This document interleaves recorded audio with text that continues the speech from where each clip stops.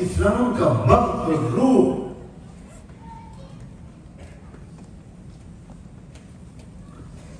اسی لیے حضور نے اپنے دور کے بارے میں کہا کہ میرا دور نبوت کا ہے اور پیار کا دور. اسی طور پر توجہ دلانے کے نتیجے میں تھوڑی دیر کے لیے بیداری آتی ہے، لیکن وہ بیداری کتنے دیر تک باقی رہتی ہے یہ فیصلہ میں آپ کو چھوڑتا ہوں.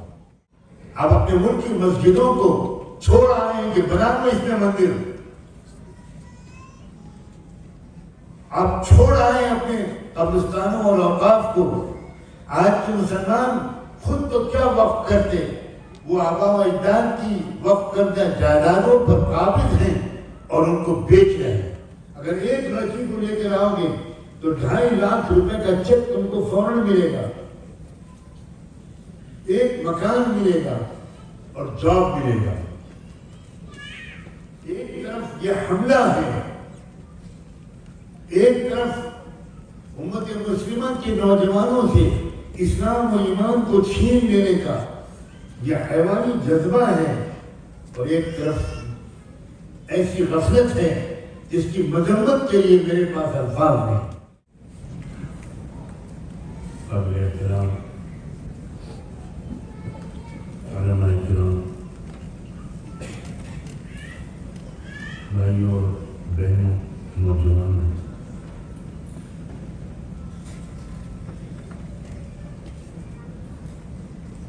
سب سے پہلے تو میں آپ کا شکر گزار ہوں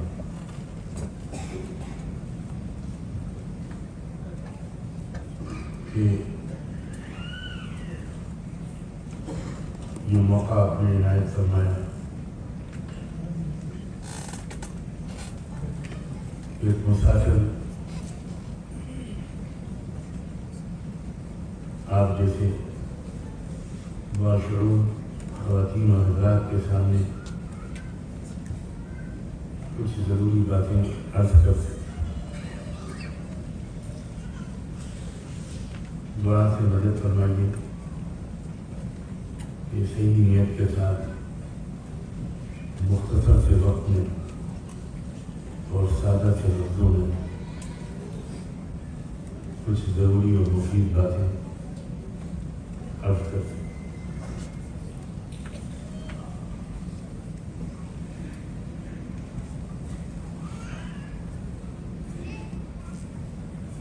سورہ حدید کی ایک آیت میں نے شروع میں پڑھی تھی،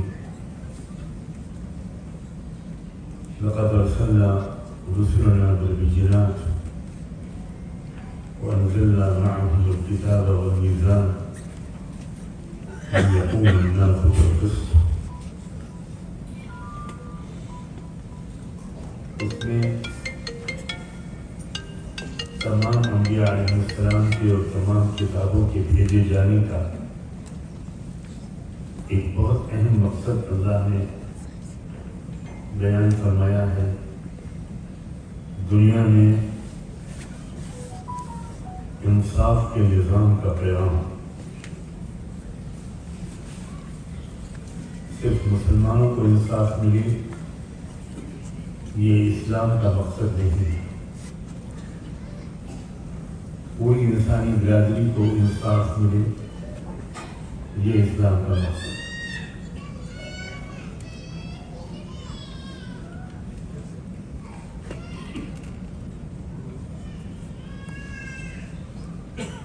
جس زمانے تک مسلمان اسلام کو سمجھتے رہے اور پورے اسلام کو سمجھتے رہے، میں گزارش کروں گا کہ آپ میرے ایک لفظ پر ذرا بہت توجہ کریں.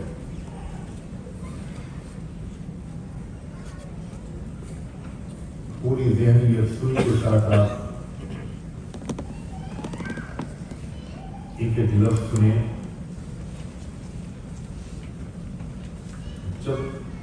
جب مسلمان پورے اسلام پر عمل کرتے تھے تو وہ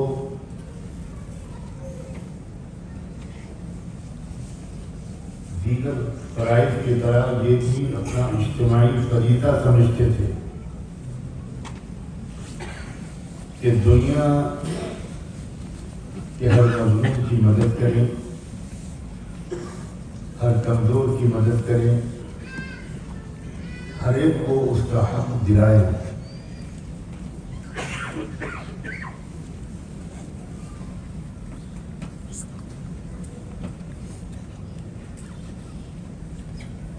جب تک مسلمان اسلام کو صحیح سمجھتے رہے اور پورے اسلام کو سمجھ کر اس پر عمل کرتے رہے، مسلمان مرد بھی، مسلمان عورتیں بھی، مسلمان شہری بھی، مسلمان دیہاتی بھی، مسلمان تاجر بھی، مسلمان کسان بھی، مسلمان مزدور بھی، مسلمان حاکم بھی، مسلمان محکوم بھی، تب تک دنیا باہیں پھیلا کر اسلام کا استقبال کرتی رہی، اس لیے کہ ہمیشہ سے دنیا کی اکثریت مظلوم رہی ہے۔ تھوڑے سے لوگ ہوتے ہیں جو اپنے خاندانی وجاہت کی وجہ سے، اپنے خاندانی پس منظر کی وجہ سے، طاقت کے بلبوتے پر پوری دنیا کے اکثر انسانوں پر حکومت کرتے ہیں، اپنا حکم چلاتے ہیں اور دنیا کے اکثر انسانوں کے حقوق کی پرواہ نہیں کرتے۔ یہ پوری انسانی تاریخ کا خلاصہ ہے۔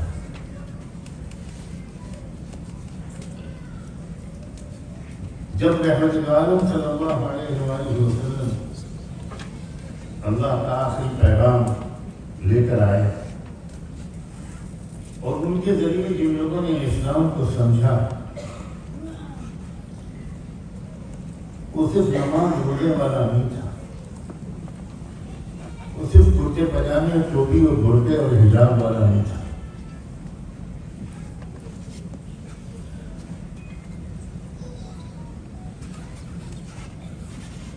ایک ایک شخص کے ذہن میں یہ مقصد بالکل واضح ہوتا تھا، بالکل شروع سے، کہ اب میرا کام یہ ہے کہ جہاں تک ہو سکے میں انصاف دلاؤں، انصاف دلانے کی جدوجہد میں حصہ لوں، اپنا وقت لگاؤں، اپنی صلاحیت پیش کروں، اپنا مال خرچ کروں، اپنی جان دینے کی ضرورت پڑے تو آگے بڑھ کر اپنی جان دوں، میرے ہوتے ہوئے ظلم ہوتا رہے انسانوں پر، میرے ہوتے ہوئے ظلم ہوتا رہے غریبوں، کسانوں، مزدوروں پر، یتیموں، بیواؤں اور عورتوں پر۔ یہ تصور مسلمان کے ذہن میں نہیں آتا تھا۔ مسلمان بددعا پر اتفاق کرنے والی امت نہیں تھی۔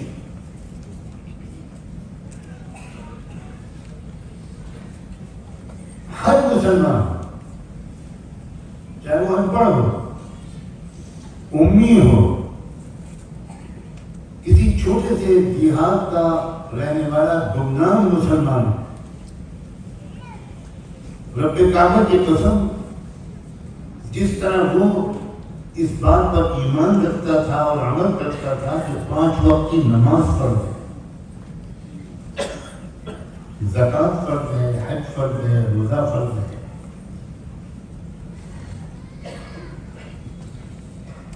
اسی طرح وہ سمجھتا تھا کہ 4 انفرادی فرائض کے ساتھ ایک 5واں اجتماعی فریضہ، قومی فریضہ، ملی فریضہ یہ بھی ہے کہ جس قدر ہو سکے چھوٹے دائرے سے لے کر بڑے عالمی دائرے تک میں مظلوموں کی مدد میں شریک ہو سکوں، میں ظلم کو کمزور کر سکوں، ظالم کو کمزور کر سکوں، مظلوموں کو ظلم سے چھٹکارا دلا سکوں۔ ایک عام ادراک اور احساس تھا ہر مسلمان مرد اور عورت کا۔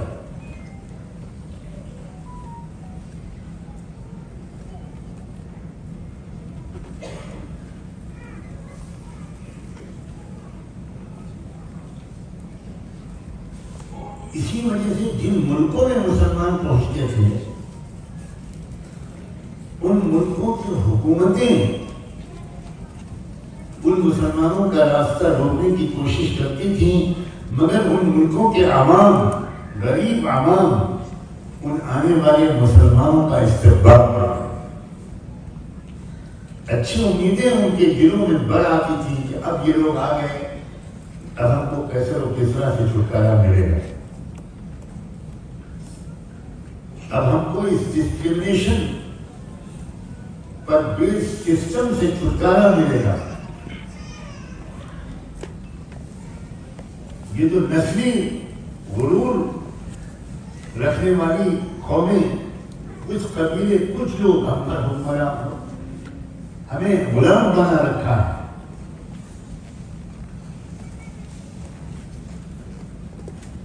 پوری قوم کمائے اور ٹیکس ادا کرے، جانوروں کی طرح قومیں محنت کرتی تھی بیچاری روزی روٹی کے لیے، اور عیاشی کرتے تھے صرف چند حکمراں خاندان۔ اسلام کا مقصد نماز روزہ پڑھنے والی ایک امت تیار کرنا صرف ہرگز نہیں، قطعاً نہیں۔ اسلام کا مقصد تھا اللہ بعثنا لنخرج من شاء من عباده من عبادة العباد إلى عبادة رب العباد ومن جور الأديان إلى عدل الإسلام۔ ایک گمنام صحابی جو نہ محدث ہیں، نہ فقیہ ہیں، نہ بہت سی حدیثوں کے راوی ہیں،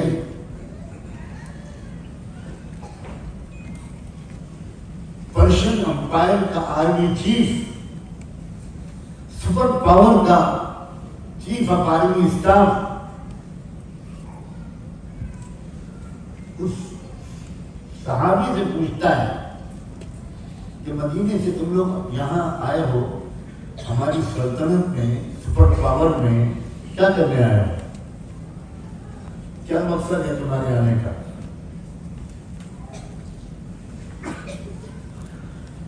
وہ گمنام صحابی یہ جواب دیتے ہیں کہ آپ کے ملک میں کچھ لوگوں نے اللہ کے بندوں کو اپنا بندہ بنا لیا ہے، آپ کی بندگی سے نکال کر ان کو رب کی بندگی تک پہنچانا ہمارا کام ہے۔ کوئی انسان کسی انسان کا غلام اور بندہ نہیں ہے۔ مَتَى اسْتَعْبَدْتُمُ النَّاسَ وَقَدْ وَلَدَتْهُمْ أُمَّهَاتُهُمْ أَحْرَارًا۔ ہر انسان کو اللہ نے آزاد پیدا کیا، وہ اپنے لیے جو راستہ چاہے چنے۔ قُلْ الْحَقُّ مِنْ رَبِّكُمْ فَمَنْ شَاءَ فَلْيُؤْمِنْ وَمَنْ شَاءَ فَلْيَكْفُرْ۔ لیکن تم نے اے سپر پاور کے حکمرانوں، تم نے اپنے یہاں کی اوور ویلمنگ میجورٹی کو، زبردست اکثریت پر مبنی عوام کو آزادی سے محروم کر رکھا ہے۔ ہم مدینے سے آئے ہیں ان کو آزادی دلانے کے لیے۔ وَمِن جَوْرِ الْأَدْيَانِ إِلَىٰ عَدْلِ الْإِسْلَامِ، اور تمہارے جو ظالمانہ سسٹم ہے، ان ظالمانہ نظام زندگی سے چھٹکارا دلا کر انصاف کی ٹھنڈی چھاؤں میں ہم لوگوں کو پہنچانا چاہتے ہیں، آزادی دلانے آئے ہیں۔ امت مسلمہ اپنا ایک اجتماعی فرض سمجھتی تھی، وہ دنیا کے حالات کی تماشائی امت نہیں تھی. وہ انٹرفیئر کرتی تھی، مداخلت کرتی تھی، مزاحمت کرتی تھی، ریزسٹ کرتی تھی، تبدیلی لانے کی کوشش کرتی تھی. اس راستے میں تکلیفیں برداشت کرتی تھی. کچھ لوگ جان شہادت نوش کرتے تھے، جانوں کا نذرانہ پیش کرتے تھے. جب سے مسلمانوں نے بحیثیت امت یہ اجتماعی فریضہ بھلایا اور صرف عافیت کے ساتھ کھاتے پیتے رہنے کو اپنی زندگی کا واحد مقصد بنایا، اپنی صلاحیتوں کا استعمال کا واحد مصرف بنایا، تب سے پوری امت مسلمہ پر ذلت ذلت اور ذلت اور ذلت. مجھے ایک ادنا سے مسلمان کی حیثیت سے جب ان علاقوں میں جانے کا موقع ملتا ہے جہاں مسلمان خوشحال ہیں، عافیت کی اچھی آسائش کی زندگی گزار رہے ہیں، بہت دل خوش بھی ہوتا ہے. اپنے بھائیوں بہنوں کو، اپنے نوجوانوں کو، اپنی قوم کے بزرگوں کو کون خوشحال نہیں دیکھنا چاہتا.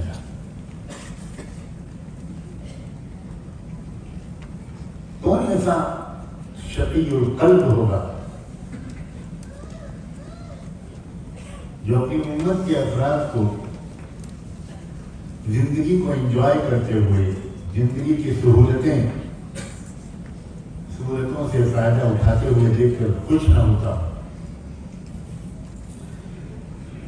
لیکن میں اپنے دل کو کیا کروں،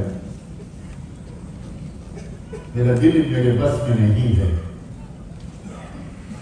ایک طرف مجھے ان علاقوں میں جا کر جہاں اپنے بھائیوں بہنوں کو، اپنے نوجوانوں کو چمچماتی ہوئی کاروں میں سفر کرتا ہوا دیکھتا ہوں، قدرے سکون اور خوشحالی کی زندگی گزارتے ہوئے دیکھتا ہوں. ایک طرف جہاں بے حد خوشی ہوتی ہے، وہیں مجھے یہ احساس بھی ہوتا ہے کہ اللہ جانے ان میں سے کتنے لوگ ہیں جو اپنی پوری اجتماعی ذمہ داریوں کو بھی ادا کرتے ہیں. ان میں سے کتنے لوگ ہیں کہ جن کو اس بات کا احساس ہے کہ مثلاً میں اپنے وطن انڈیا کے بارے میں کہوں کہ آج انڈیا جو بڑی ڈینگیں مارتا ہے اپنی اکنامک ترقی کے بارے میں، دھوکے میں ڈالتا ہے عالمی رائے عامہ کو، اس انڈیا میں 80 کروڑ عوام اگر ان کو 5 کلو حکومت کی طرف سے فری راشن نہ ملے تو گلیوں میں ان کی لاشیں سڑ جائیں اور کتے کھا لیں. 5 کلو راشن پوری فیملی کو، 80 کروڑ فیملیز کو حکومت ہند دینے پر مجبور ہے، اس لیے کہ ملک کی غالب اکثریت بہت زیادہ ہے. کیا مسلمانوں میں کبھی یہ مشورہ بھی ہوا ہوگا؟ میں بدگمانی سے اللہ کی پناہ ہوں، لیکن میں اپنا پیغام دیے بغیر جانا گناہ کبیرہ سمجھتا ہوں. آپ کو خوش کرنے کے لیے میں نہیں آیا ہوں، اللہ کو ناراض کر کے. اگر مسلمان پہلے والے مسلمان ہوتے ہیں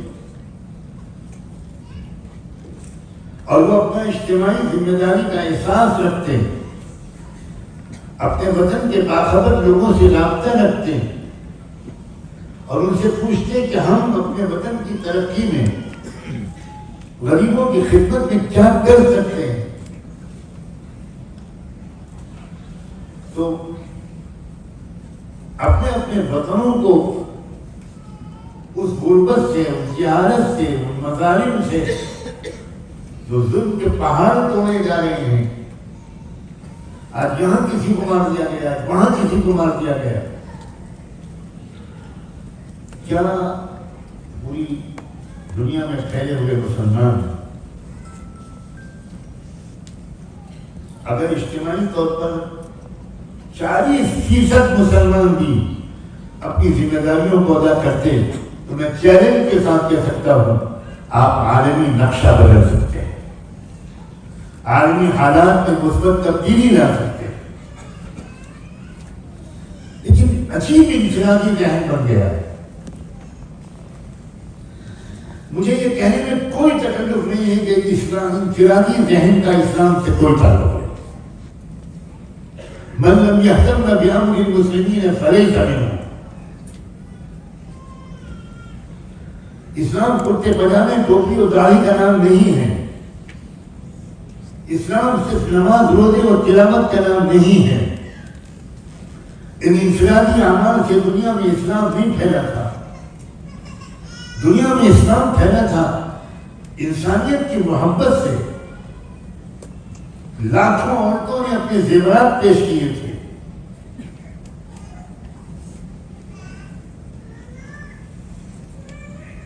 جس دن سیدنا عمر بن عبدالعزیز نے ذمہ داری سنبھالی، امت کی قیادت کی ذمہ داری، سیدھے وہ اپنے گھر میں آئے. عمر بن عزیز آج کل کے لحاظ سے بلینائر تھے، ملینائر نہیں. وہ سیدھے انہوں نے باہر کوئی نصیحت کرنے سے پہلے اور مسجد میں جا کر کوئی واعظ کہنے اور خطبہ دینے سے پہلے اپنے گھر میں آئے اور اپنی شریک حیات، اپنی محبوب بیوی فاطمہ سے کہا، فاطمہ اب ہم کو اپنی زندگی کا معیار بدلنا. جس طرح اب تک ہم لوگ زندگی گزارتے رہے، اب میں نے اپنے سارے لباس بیت المال میں جمع کر دیے ہیں، 2 جوڑے چھوڑے. تم بھی اپنے زیورات بیت المال میں جمع کرو. اب ان زیورات پر صرف تمہارا حق نہیں ہے، پورے عالم اسلام میں ایک بھی غریب عورت اگر غربت کے ساتھ رہی تو عمر اور تم فاطمہ دونوں جہنم کا ایندھن بنے.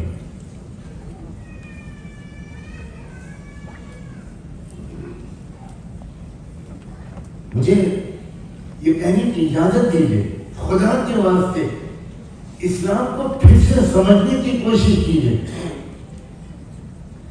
انفرادی زندگی کی اسلام اجازت نہیں دیتا. خود غرضی والی زندگی کو اسلام شراب پینے سے بڑا گناہ مانتا ہے. ہر پہلو سے سماج کی ترقی ہو، پورے معاشرے کی ترقی ہو، آل راؤنڈ ڈیولپمنٹ ہو، تعلیمی ترقی، ثقافتی ترقی، تہذیبی ترقی، شعوری ترقی، اخلاقی ترقی، روحانی ترقی، مادی ترقی.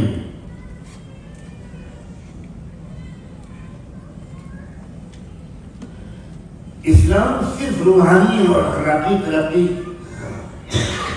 کا داعی نہیں ہے.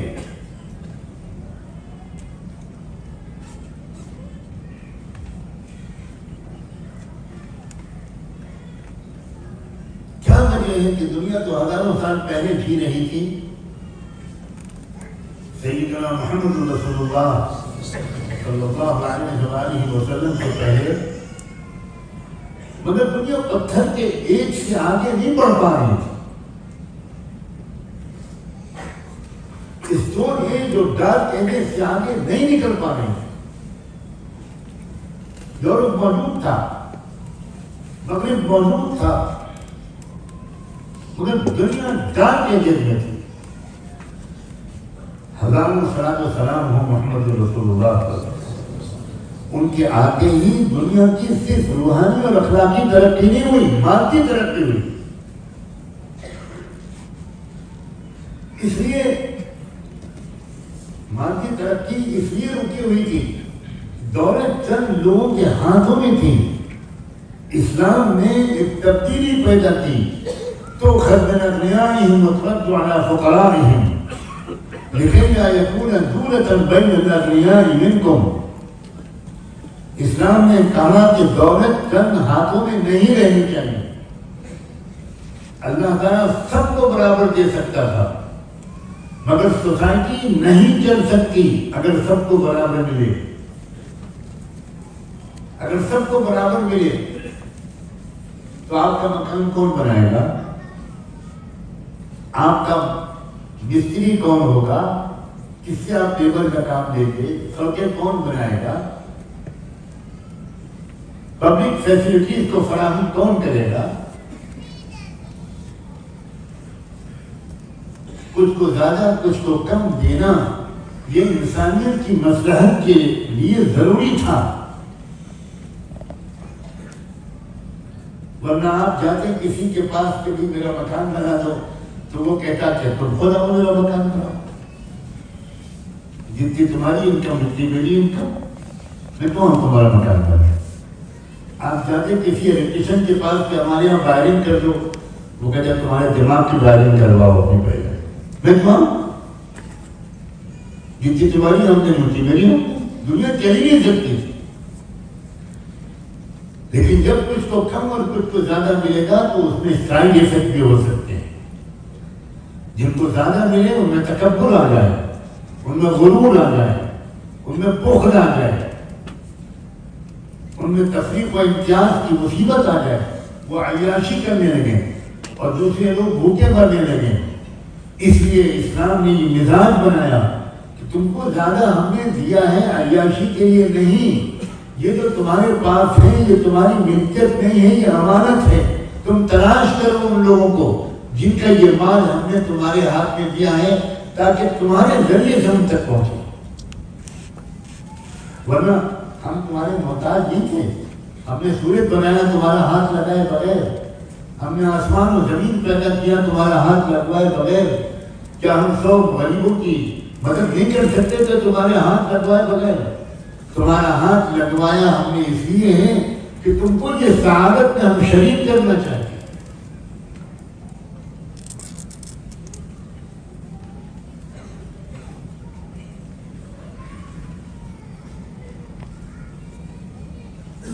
دو احساسات ہیں جو مجھے بے چین کرتے ہیں ہمیشہ. 40-45 سال ہو گئے. خوشحال معاشروں کو دیکھ کر دل بہت خوش ہوتا ہے، کیونکہ ہم جن ملکوں میں رہتے ہیں ملکوں میں غربت ہی غربت، ایسی غربت ہے کہ ناقابل بیان، ناقابل دین.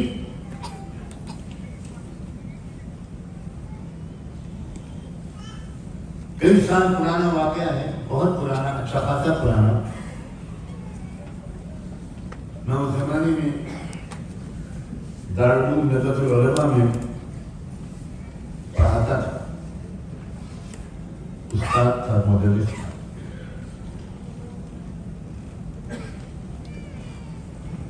میں اپنے گھر سے پیدل جایا کرتا تھا اور پیدل آیا کرتا تھا. تقریباً 2.5-3 کلومیٹر کا فاصلہ ہوگا. درمیان میں ایک ریور پڑتی ہے، دریا، اس کے اوپر برج پر سے گزرنا ہوتا تھا.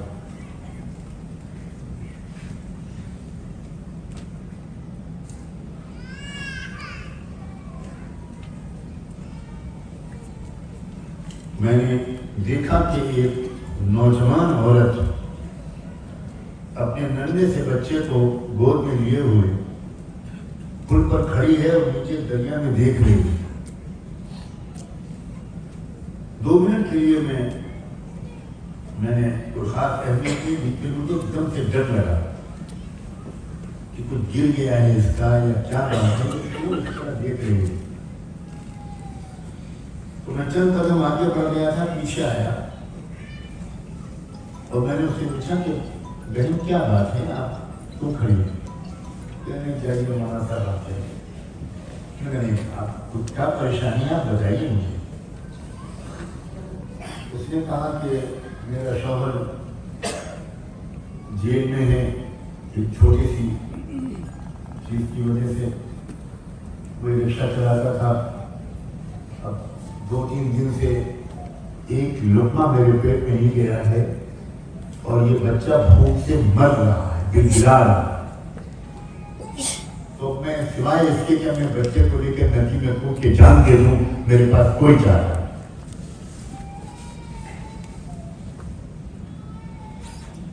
اب آگے اس کے بعد اللہ نے مجھے کیا توفیق دی، کس طرح اللہ نے اپنی اس بندی کی جان بچائی،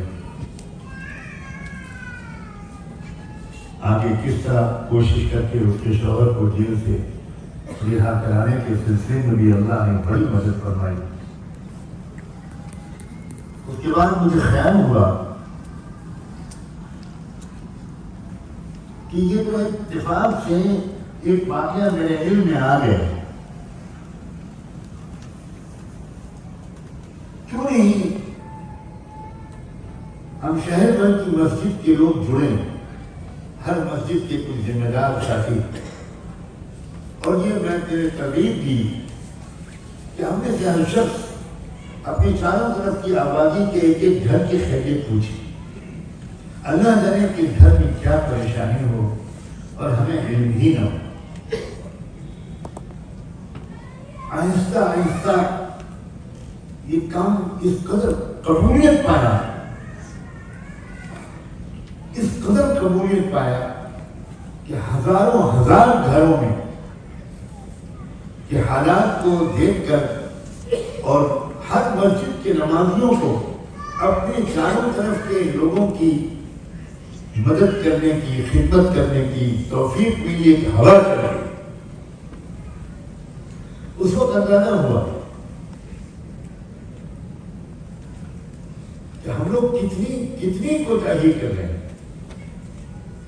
جو کام نہیں کر سکتے اس پر آپس میں باتیں کرتے رہتے ہیں، اور جو کر سکتے ہیں اس کے کرنے میں عملی طور پر ہم بہت کوتاہی کرتے ہیں، بہت کوتاہی۔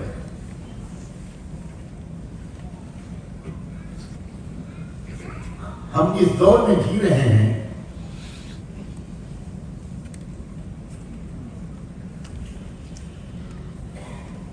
اس دور کے یہ حالات جو اس وقت ہیں،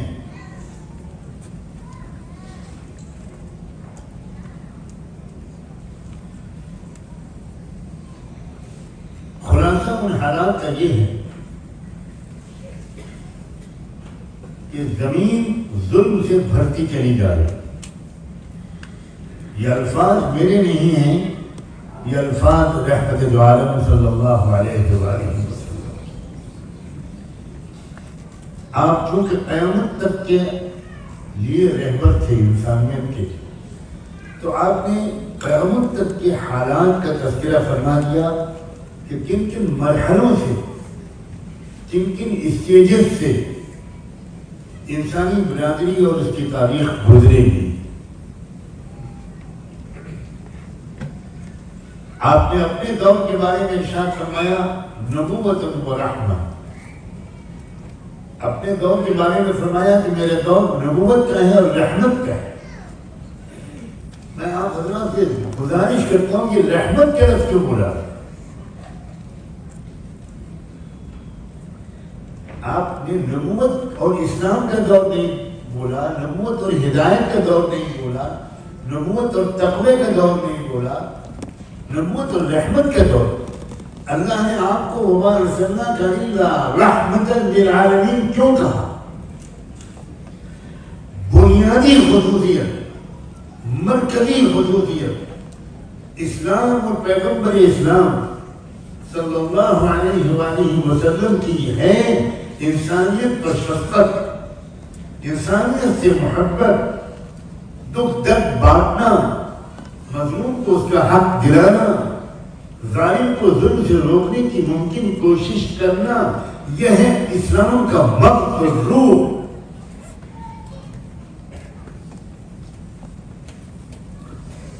اسی لیے حضور نے اپنے دور کے بارے میں کہا کہ میرا دور نبوت کا ہے اور پیار کا دور ہے، شفقت کا دور ہے، محبت کا دور ہے، رحمت کا دور ہے۔ کیا خوبصورت تعارف ہے اسلام کا۔ اسلام کی یہ تصویر آج دنیا کے سامنے ہے۔ میں جواب چاہتا ہوں آپ سے، میں آگے نہیں بڑھوں گا جب تک آپ جواب نہ دیں۔ اسلام کو عذاب بنا ہوا ہے دنیا کے لیے۔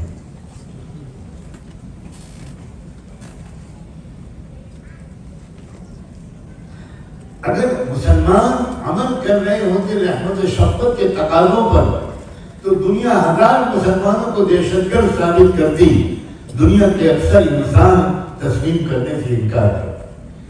دنیا بولتی کہ تم دہشت گرد ہو، مسلمان دہشت گرد نہیں۔ ہماری اور آپ کی اکثریت تماشائی بنی ہوئی،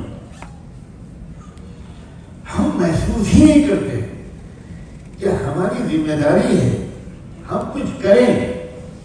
عام آدمی کے اگر سمجھ میں نہیں آتا تو جاننے والوں سے پوچھیں کہ ہم فلاں ملک میں رہتے ہیں، ہمارے ملک کے یہ حالات ہیں، اس ملک میں ہم ظلم کو روکنے اور کم کرنے ہیں، مظلوموں کی مدد کے لیے کیا کر سکتے ہیں۔ سوال تو ذہن میں پیدا ہو، جواب تلاش تو کریں، جواب دینے والوں کی صلاحیت رکھنے والوں سے۔ عجیب انفرادی زندگی مسلمانوں کی ہو گئی۔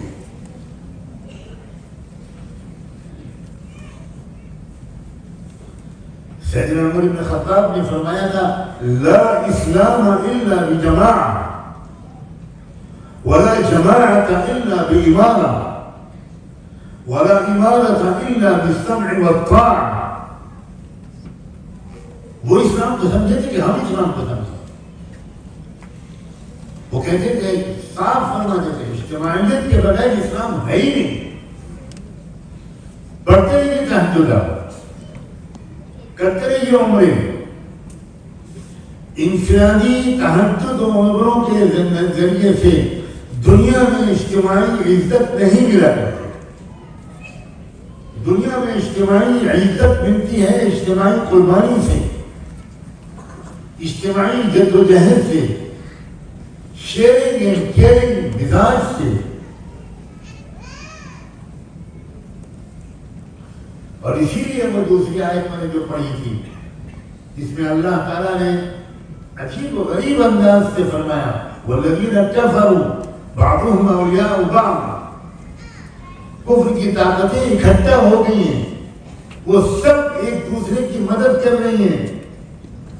الا تفعلوه تکن فتنة فی الارض وفساد کبیر۔ اگر تم اکٹھا نہیں ہوگے، اگر تم ایک دوسرے کی مدد نہیں کرو گے تو یاد رکھنا پوری دنیا میں اور زمین میں سخت فتنہ و فساد برپا ہوگا۔ آج تو ہم علماء نے ان آیتوں پر بیان بھی چھوڑ دیا، ہم بھی انفرادی نیتیوں پر اپنی تقریریں کرتے ہیں۔ یؤمنون ببعض الکتاب ویکفرون ببعض فما جزاء من يفعل ذلك منكم الا خزي في الحياة الدنيا ويوم القيامة يردون الى اشد العذاب۔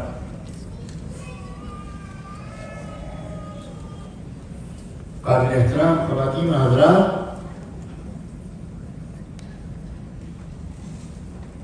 آپ کو اس قسم کی باتیں سننے کی عادت نہیں ہے اور مجھے اس کے علاوہ واضح کہنے کی عادت ہے۔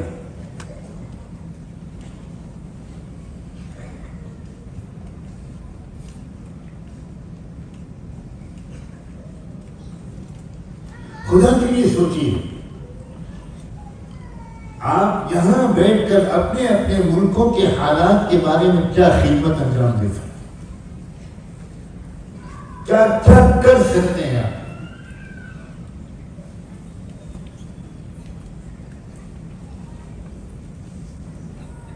مجھے معلوم ہے بہت سے کارہائے خیر میں آپ شریک ہوتے ہیں، مسجد بنا رہے ہیں، کہیں تو کچھ مدرسہ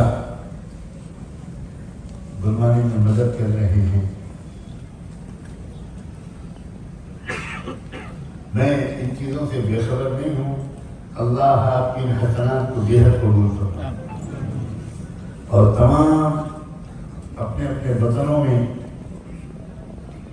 آپ کی خدمات کا زیادہ سے زیادہ نفع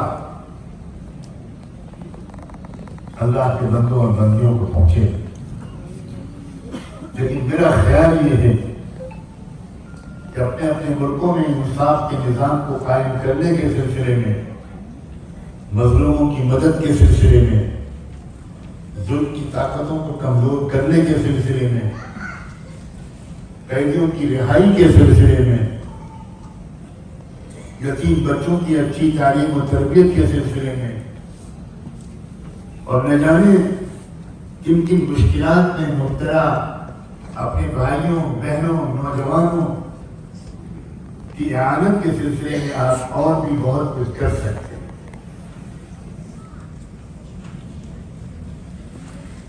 بار بار کا تجربہ ہے کہ وقتی طور پر توجہ دلانے کے نتیجے میں تھوڑی دیر کے لیے بیداری آتی ہے، لیکن وہ بیداری کتنے دیر تک باقی رہتی ہے یہ فیصلہ میں آپ کو چھوڑتا ہوں. سب اپنی اپنی زندگی میں مست ہیں.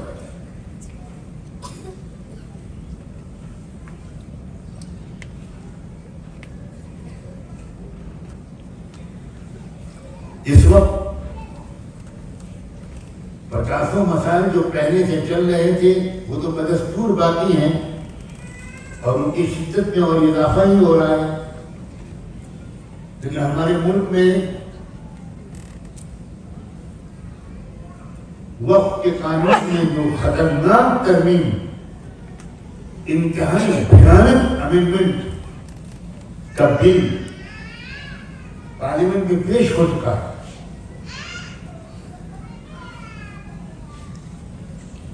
مجھے نہیں معلوم آپ میں سے کتنے لوگوں کو اس کی فکر ہے، کتنے لوگوں کو اس کے بارے میں معلومات ہیں. ملک کی تاریخ میں اب تک اقلیتوں، سکھوں، بدھسٹوں، مسلمانوں، عیسائیوں، Lingayat, O B C, schedule caste کے لوگ، ٹرائبل لوگ، قبائلی لوگ، ان سب کے مفادات کے خلاف بہت سے بل پیش ہو چکے، بہت سے قانون منظور ہو چکے. لیکن میں اپنی معلومات کی روشنی میں کہتا ہوں 1947 آزادی کے بعد سے بھارت میں اتنا ظالمانہ قانون بنانے کی کبھی کوئی کوشش نہیں کی گئی جتنا ایک وقف امینڈمنٹ بل کے ذریعے سے کی جا رہی ہے. مجھے بالکل نہیں معلوم کہ آپ بھی اس سلسلے میں چوکنا ہیں کہ نہیں.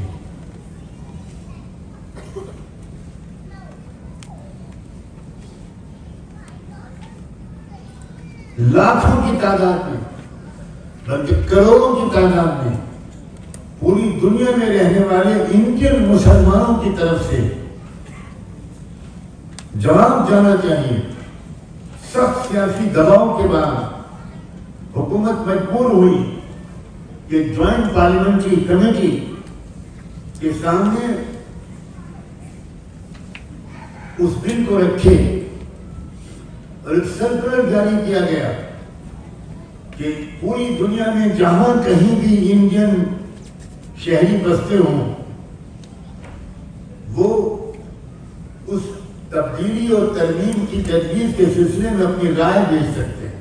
آپ کو حیرت ہوگی پرانے وقف قانون میں 150 ترمیمات اس مجوزہ بل میں رکھے گئے ہیں. کوئی مسجد محفوظ نہیں رہے گی، کوئی مدرسہ محفوظ نہیں رہے گا، کوئی خانقاہ محفوظ نہیں رہے گی، کوئی قبرستان محفوظ نہیں رہے گا اگر یہ قانون منظور ہو گیا، ایکٹ بن گیا.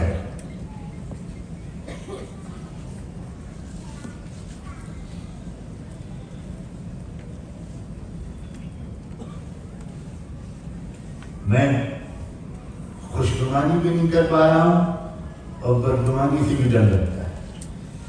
میرا خیال یہ ہے کہ آپ میں سے بہت سو کے سامنے اس وقت پہلی بار کی بات آ رہی ہے. اس کی سنگینی، اس کی اہمیت اور یہ بات کہ آپ یہاں سے بیٹھ کر اس کے بارے میں اپنی رائے دے سکتے ہیں. مسلمان جماعتوں اور تنظیموں نے اور انڈیا مسلم پرسنل بورڈ کی قیادت میں باقاعدہ پورا جواب تیار کر دیا ہے جو ماہرین قانون نے مرتب کیا ہے. سپریم کورٹ کے ریٹائرڈ ججز نے وہ قانون وہ جواب مرتب کیا ہے. اور ایک کیو آر کوڈ کے ذریعے ایک کیو آر کوڈ کو اسکین کر کے آپ بہت آسانی سے کلک کر کے آپ کا جواب سیدھے اس پارلیمانی کمیٹی تک پہنچ جائے گا. جو انڈین مسلمان ہیں میں یہ بات ان کی خدمت میں عرض کر رہا ہوں, کہیں بھی رہیے اسلام کے مستقبل کے بارے میں فکر مند رہنا فرض عین ہے.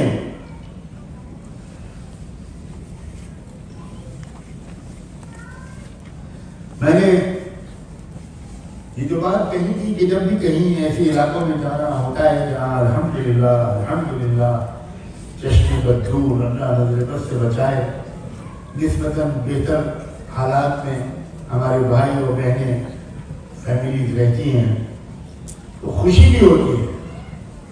لیکن جس غفلت کی نیند میں ہیں ہمارے بھائی اور بہن اس کو دیکھ کر بہت دکھ ہوتا ہے, بہت دکھ ہوتا ہے.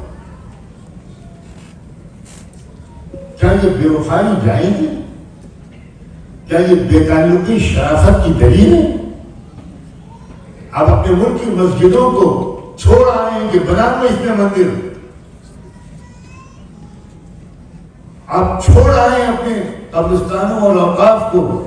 آج کے مسلمان خود تو کیا وقف کرتے, وہ آبا و اجداد کی وقف کردہ جائیدادوں پر قابض ہیں اور ان کو بیچ رہے ہیں.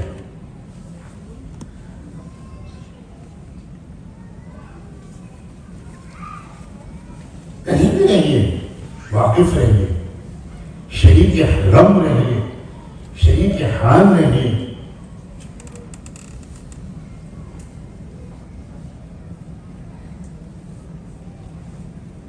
مجھے جدے میں ایک ہندو لیڈی ڈاکٹر نے بتایا تھا کہ بابری مسجد کو شہید کرنے کی جو پوری تحریک چلی ہے اس پوری تحریک کو سب سے زیادہ جو فائننس کیا ہے وہ گلف کنٹریز میں رہنے والے ہندوؤں نے اور امریکہ میں رہنے والے ہندوؤں نے کیا ہے. چلو پر پانی میں ڈوب کرنے کی بات.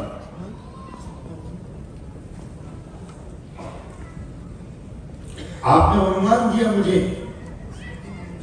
کہ زمانے حالات کے نئے چیلنجز اور ان کا مقابلہ ہم کیسے کریں.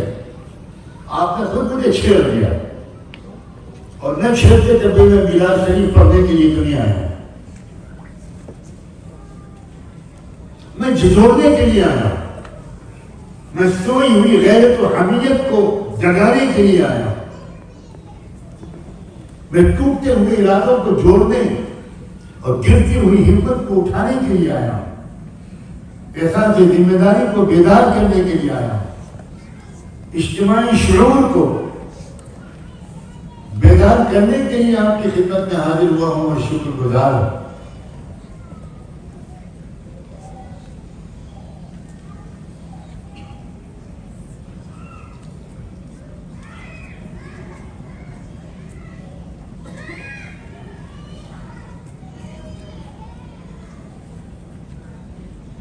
دوسروں کو انصاف دلانا تو چھوڑیں, مسلمانوں کی اکثریت تو خود اپنے اوپر ہونے والے ظلم کا مقابلہ کرنے میں کوئی ایکٹیو پارٹیسپیشن کرتے ہوئے دکھائی نہیں پڑتے. سب اپنی اپنی دنیا میں مست ہیں, بہت مطمئن اور خوش ہیں.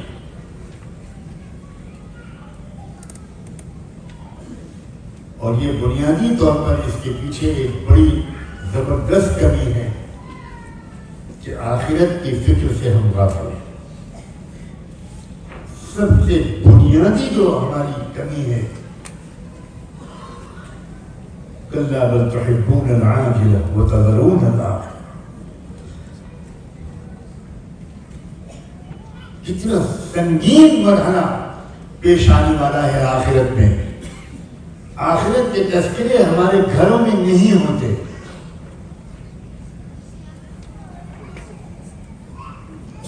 آخرت کو ایک ایسا موضوع بنا دیا گیا ہے کہ کوئی مولوی صاحب آئے, کوئی مولانا صاحب آئے اور وہ کوئی تقریر کرے تو اس میں آخرت پر بات کر لیں گے. اب تو ہم جیسے علماء نے آخرت پر بات کرنا چھوڑ دیا.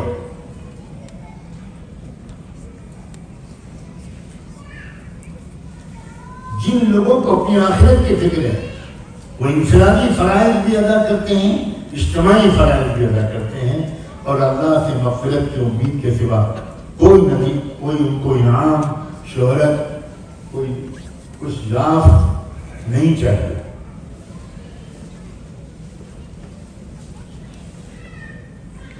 یقینی طور پر ہم نے سے ایک سے آخرت میں پوچھا جائے گا, تمہارے ملک میں مسجدیں شہید کی جا رہی تھی, تم نے کیا کیا؟ تمہارے ملک میں نوجوانوں کو گھیر گھیر کر مارا جا رہا تھا, تم نے کیا کیا؟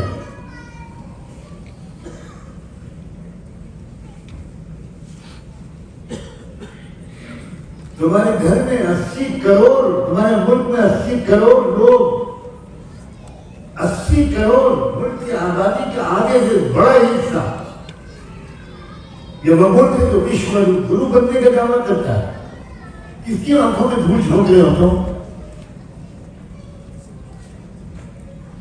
پورے ملک کی دولت کو 4-5 یا 20-25 کارپوریٹ ہاؤسز کو, پورے ملک کی دولت کو چوز کر ان کو مالدار بنایا جا رہا ہے.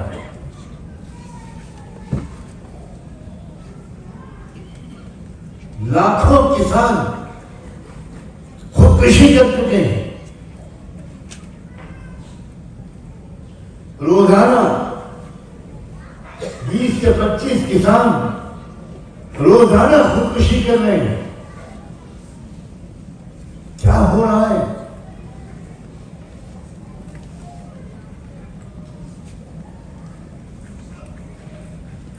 کاش کہ ہم سب مرد اور عورتیں, میرے نوجوان بیٹے اور بیٹیاں, میرے بھائی اور بہنیں, وہ سوچیں کہ ہم کیا کر سکتے ہیں, اب اپنے ضلع کی ترقی میں کیا حصہ لے سکتے ہیں, اپنے گاؤں میں کیا کر سکتے ہیں. ہر شخص اگر اپنے چھوٹے سے پڑوس کے ماحول میں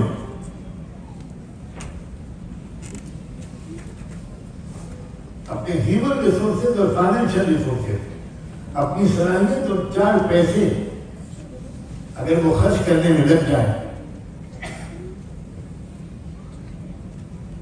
تو واللہ بہت خاموشی کے ساتھ پورے ملک میں بہار لائی جا سکتی ہے.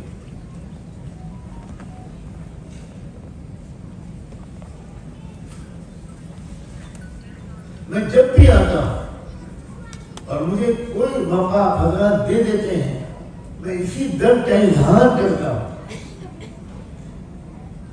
اس خوشگوانی کے ساتھ یقیناً آپ کچھ نہ کچھ کرتے ہیں, لیکن ملک میں کس طرح کیا جائے, ایک تھوڑے سے ریسورسز کے ذریعے سے ہر ایک اپنے گاؤں کی فکر کر لے, ہر ایک اپنے محلے کی فکر کر لے, نفرت کو کم کرنے کی ممکن کوشش کرنے کے لیے ہاتھ تو بڑھائیں.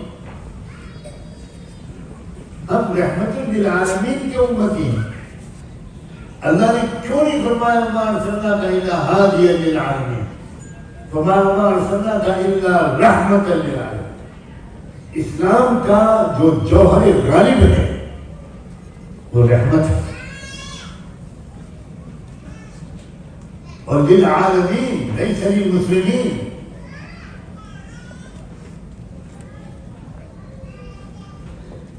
یہ اسلام کی فہم میں کیسے آپ سے گزارش کروں کہ اسلام کی فہم کی طرف واپس آئیے.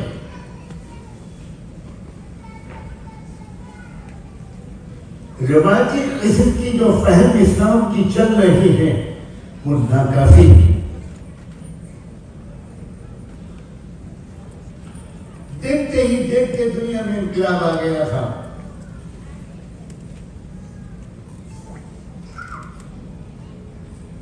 اتنے کم عرصے میں دنیا میں اتنا مال پھیل گیا تھا. نماز پھیل گئی تھی، یہ میں نہیں کہہ رہا ہوں. تقویٰ پھیل گیا تھا، صرف یہ بھی میں نہیں کہہ رہا ہوں. حیا اور حجاب پھیل گیا تھا، یہ بھی نہیں کہہ رہا ہوں. اللہ کے رسول صلی اللہ علیہ وسلم نے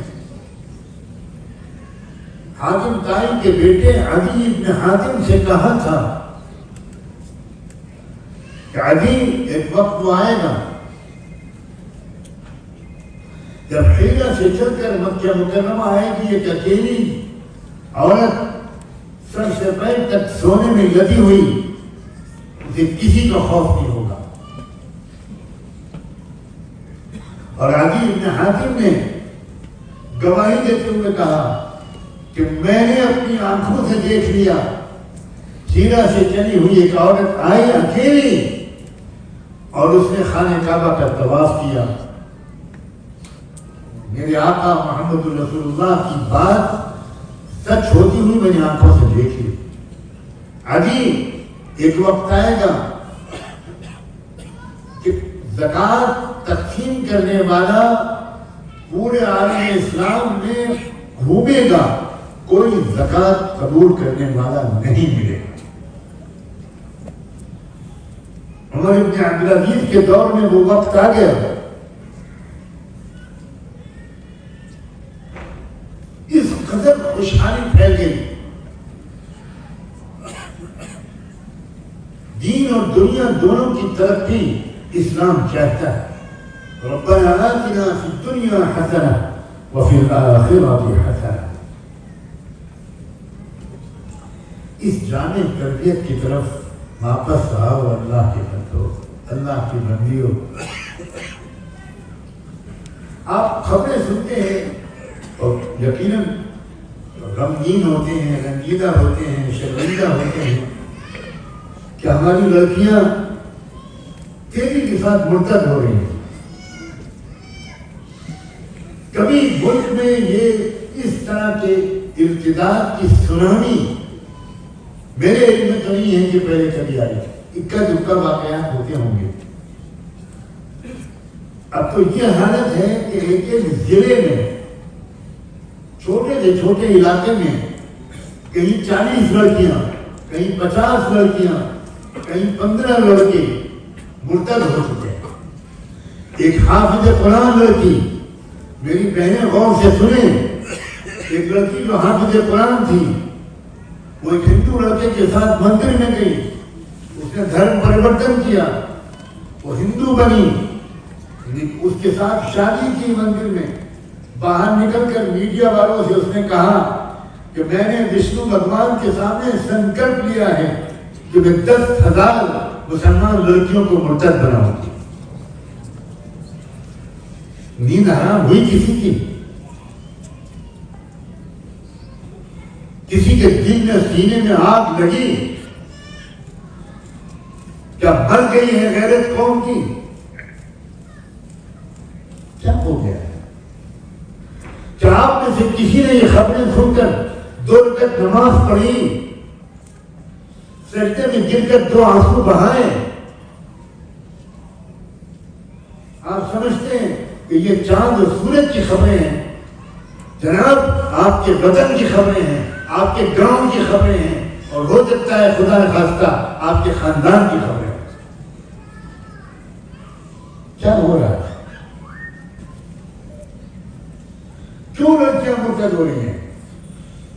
بنیادی طور پر مجرم وہ لڑکی بعد میں ہے، نہیں ہے. اصل مجرم اس کے والدین. والدین نے بچی کو اسلام سمجھایا ہی نہیں.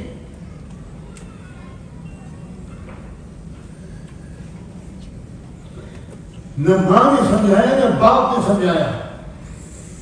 باپ کاروبار میں لگا ہوا ہے، 2 بجے رات کو 12 بجے رات کو گھر واپس آتا ہے، ماں ٹی وی پہ دیکھتی رہتی ہے.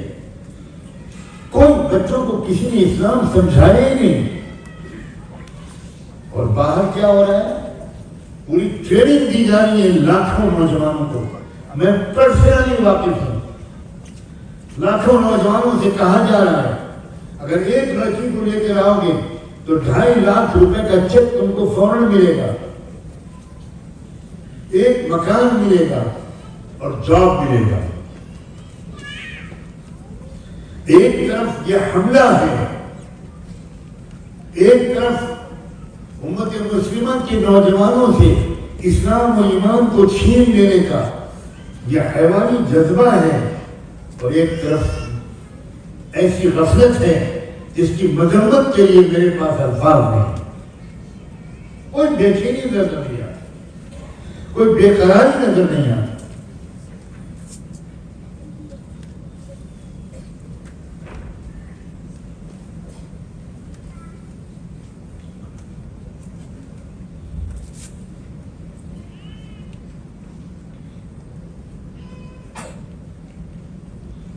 سلام بھیجتا ہوں میں غزہ کے ان جانبازوں کے نام جنہوں نے ہمیں نئے سرے سے اسلام سکھانا شروع کیا ہے۔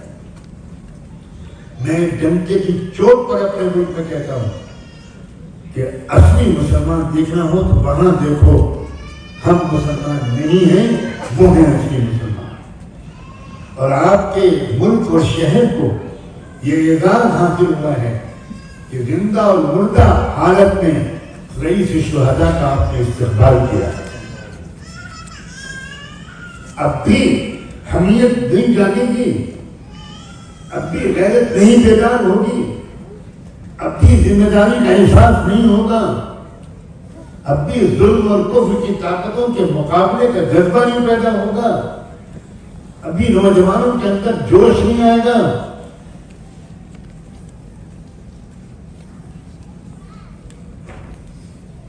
اب بھی اپنی اجتماعی ذمہ داریوں کا احساس نہیں جاگے گا تو کیوں جاگے؟ آخر میں یہ بات کہہ کر اپنی بات کو مکمل کرتا ہوں کہ متعدد احادیث سے یہ بات صاف صاف معلوم ہوتی ہے کہ آخری دور میں جبکہ ظلم ہی ظلم دنیا میں چھا جائے گا، 2 علاقے ہوں گے جو خطے پورے ارض میں زمین میں جہاں سے ان ظلم کا مقابلہ ہوگا۔ ایک علاقہ ہے بیت المقدس،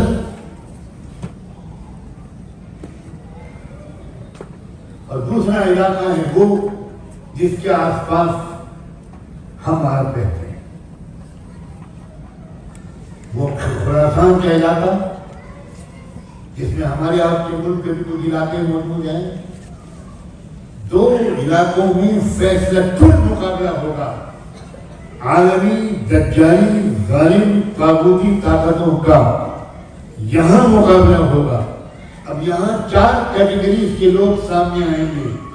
ایک مومنین ہوں گے جو بہت تھوڑے ہوں گے، دوسرے نمبر پر کفار ہوں گے جو بہت بڑی تعداد میں ہوں گے، تیسرے نمبر پر منافقین ہوں گے اور منافقات ہوں گی، اور چوتھے نمبر پر والذین فی قلوبہم مرض۔ اب یہ فیصلہ کرنا میرا اور آپ کا کام ہے۔ آپ اور ہم خود اپنے گریبان میں جھانک کر دیکھیں۔ میں آپ کے بارے میں کوئی فیصلہ نہیں کر سکتا، آپ میرے بارے میں کوئی فیصلہ نہیں کر سکتے۔ بل الانسان علی نفسہ بصیرہ ولو القی معاذیرہ۔ ہم جانتے ہیں اپنے آپ کو، کیا ہم مومنین میں سے ہیں؟ کیا ہماری خواتین مومنات میں سے ہیں؟ یا ہم معاذ اللہ کفار میں سے ہیں، یا منافقین و منافقات میں سے ہیں، یا کم سے کم والذین فی قلوبہم مرض، جن کے دلوں میں روگ ہے، جن کے دلوں میں مرض ہے، وہ اللہ کو راضی کرنے کے لیے کچھ کھونے کو تیار نہیں، کچھ بھی قربانی دینے کو تیار نہیں۔ لالچ ہے ان میں، طمع ہے ان میں، بخل ہے ان میں، خود غرضی ہے ان میں، بے حیائی اور بے حجابی ہے ان میں، وقت ضائع کرنے کی معصیت میں گرفتار ہیں۔ وہ نہ مال کو صحیح خرچ کرتے ہیں، نہ وقت کو صحیح خرچ کرتے ہیں، نہ صلاحیتوں کو صحیح خرچ کرتے ہیں، نہ ان کے درمیان اخوت و محبت کا رشتہ ہے۔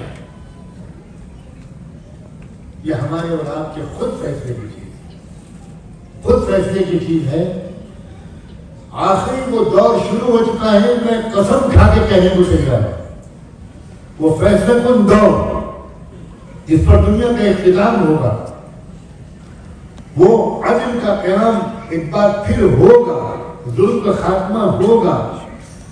پوری دنیا جیسے ظلم سے بھر گئی ہے، ویسے ہی ایک زبردست جدوجہد کے بعد دنیا انصاف سے بھر جائے گی۔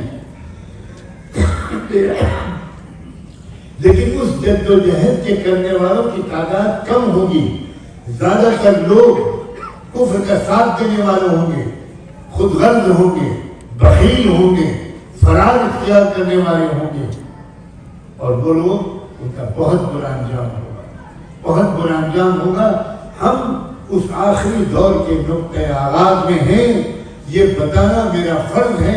یہ عام زمانہ نہیں ہے، یہ ایک تبدیلی کا زمانہ ہے۔ ورلڈ آرڈر بدلے گا اور لازماً بدلے گا، اور اس کی تبدیلی کی شروعات ہو چکی ہے۔ اللہ، اے اللہ، ہم سب کو، ہماری اولادوں کو، ہمارے رشتہ داروں کو، ہمارے والدین، متعلقین، دوستوں، محبین کو اللہ تعالیٰ اس صالح تبدیلی کے لیے جدوجہد کرنے والوں میں شامل فرمائے، ہمیں تلاش کرنے کی توفیق دے۔ میں جب بھی آتا ہوں، چند لوگ بھی اگر ملتے ہیں اور وہ پوچھتے، تو میں ان سے کہتا ہوں کہ آپ چھٹیوں میں اپنے ملک میں آتے ہیں، تو آپ اگر انڈیا میں آتے ہیں تو ایک دن 2 دن کے لیے مجھ فقیر کے پاس آئیے، میں دکھاؤں کیا کام ہو رہا ہے، پورے ملک کی سطح پر کیا کام ہو رہا ہے۔ ایک نئی تحریک اللہ کے فضل سے وہاں شروع ہوئی ہے، اور انڈیا ایکتا فورم کے نام سے لاکھوں والنٹیئر ہفتوں میں بن گئے، تیزی کے ساتھ لوگ اس میں والنٹیئر بن رہے ہیں، اور انشاءاللہ بہت سے غیر مسلم طبقے اس کا ساتھ دینے کے لیے تیار ہیں۔ بہت عجیب و غریب قسم کے امکانات سامنے ہیں، مگر مجھے شکوہ ہے آپ سے، آپ یہاں مجھ سے وعدہ کرتے ہیں، لیکن اس کے بعد وہاں جب آتے ہیں تو آپ کی شادیوں میں، ولیموں میں، عقیقوں میں آپ کا وقت چھٹی کا نکل جاتا ہے، آپ اتنے اہم کام کے لیے ایک دن نکالنے کا تیار نہیں ہوتے۔ آپ کا ضمیر آپ کو کیوں ملامت نہیں کرتا، یہ بات میں نہیں جانتا، آپ خود فیصلہ کریں۔ آپ اللہ اور اللہ کے رسول کے وفادار زیادہ ہیں یا اپنے شہوتوں کے، اپنی پکنکس کے، اپنے فنکشنز کے، اپنی فیملی کی تقریبات کے آپ زیادہ وفادار ہیں؟ میں نے یقیناً تلخ گرانی کی ہے، لیکن میں آپ سے معذرت نہیں کروں گا۔ آپ کا جی چاہے معاف کریں، جی چاہے معاف نہ کریں، رکھیو غالب مجھے اس تلخ نمائی میں معاف، آج کچھ درد میرے دل میں سوا ہوتا ہے۔ وآخر دعوانا ان الحمدللہ رب العالمین۔